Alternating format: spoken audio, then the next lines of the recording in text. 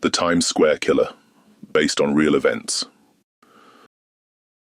On the morning of the 22nd of May 1980, a thin mist hung over Lodi, New Jersey, softening the edges of the terraced houses and telephone wires. It was the kind of quiet that made even dogs seem wary. Somewhere in Main Street, Richard Cottingham sat at his kitchen table, stirring sugar into a cup of coffee. The house was modest, neat, almost sterile. His wife and children were away visiting family, which meant the silence was total. He preferred it that way. In the basement beneath his feet, sealed behind a false wall, lay the room that police would later call a private chamber of horrors. He called it his collection. Inside were trinkets and trophies, necklaces, rings, a single pink shoe. Small, meaningless items to anyone else. But to him, each one hummed with memory. He'd been killing for over a decade, and no one had ever truly seen him.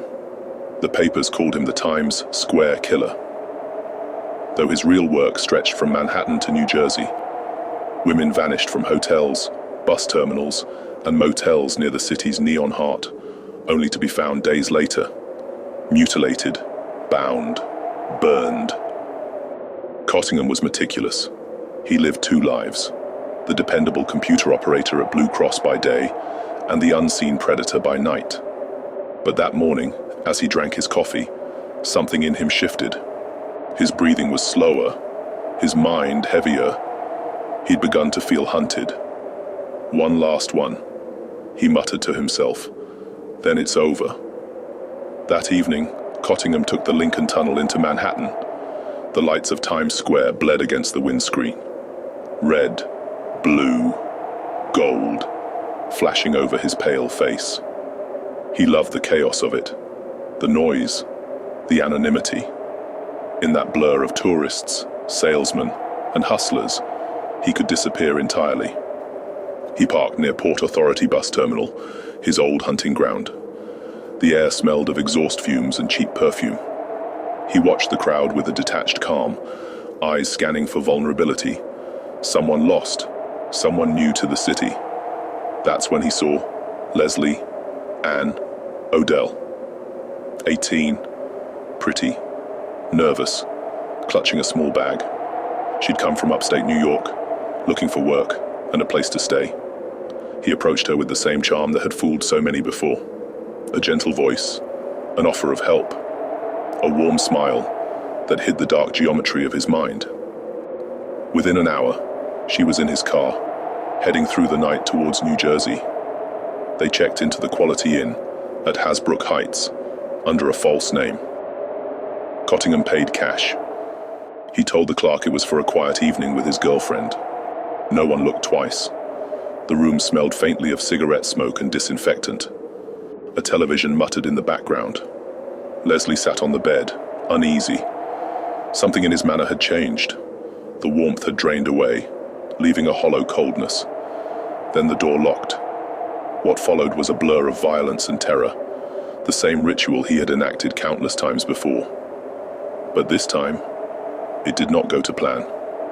Leslie fought. She screamed through the gag, kicked the table, shattered the lamp. The noise carried through the paper-thin motel walls.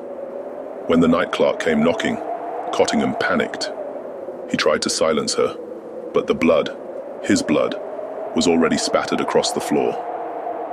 Moments later, officers from the Hasbrook Heights Police Department forced the door open.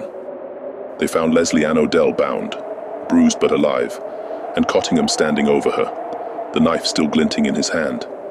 His shirt was torn, his face bleeding from where she'd bitten him. He didn't fight the arrest.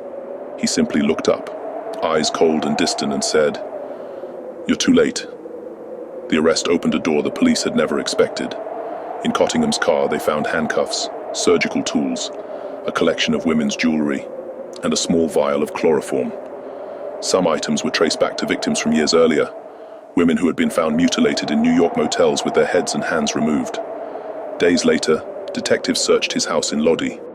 Beneath a false wall in the basement, they discovered the Room of Silence, a windowless space with shelves of trophies neatly arranged. The smell was metallic, cold, unforgettable. Detective Robert Anzilotti, one of the first inside, later told reporters, "It was like walking into the mind of the devil himself." By the next morning, every newspaper in the tri-state area was running the story. Times Square killer captured. The monster next door. Television anchors repeated his name on loop, Richard Cottingham. Reporters besieged the neighborhood. Neighbors stared at the cameras in disbelief. "He was just a quiet man," one said, "always polite. Helped shovel snow in winter." The city was paralyzed with fear and fascination. For years, women had vanished from around Times Square, their bodies found mutilated beyond recognition. Now the face of the killer was everywhere, a middle-aged man with thinning hair, thick glasses, and the bland smile of an office clerk. Outside the courthouse, protesters chanted for the death penalty. Photographers jostled for shots of him being led in handcuffs, head bowed, expression blank. The tabloids feasted, calling him the Beast of New York. He called it his theater of pain. For weeks, the air in Manhattan felt heavier. Bars closed early, sex workers vanished from the streets, and the bright screens of Times Square seemed to flicker with unease. Fear became part of the city's bloodstream. In prison, Cottingham showed no remorse. During his trial, he sat quietly, sometimes smirking, when details were read aloud. When asked why he'd done it, he said, "It wasn't about death. It was about control. Death was just the consequence." He was convicted in both New Jersey and New York, receiving multiple life sentences.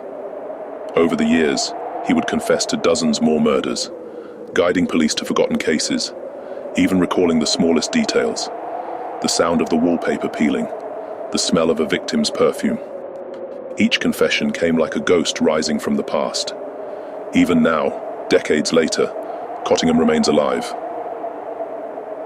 Old, frail, and confined to a wheelchair, yet still unrepentant. Investigators believe he may have killed more than 100 women. Times Square, 2020. 40 years after his arrest, Times Square is reborn. Bright screens, family tourists, street performers, the hum of life. But beneath the surface, the city remembers. The lights may have changed, but the ghosts remain.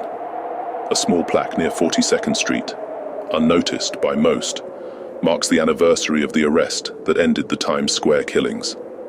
And sometimes, late at night, when the rain slicks the streets and the neon turns the puddles red, the old detectives who worked the case swear they can still feel it.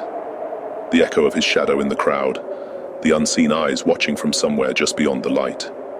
Richard Cottingham, the Times Square killer, remains imprisoned in New Jersey, serving multiple life sentences for murder, torture, and abduction.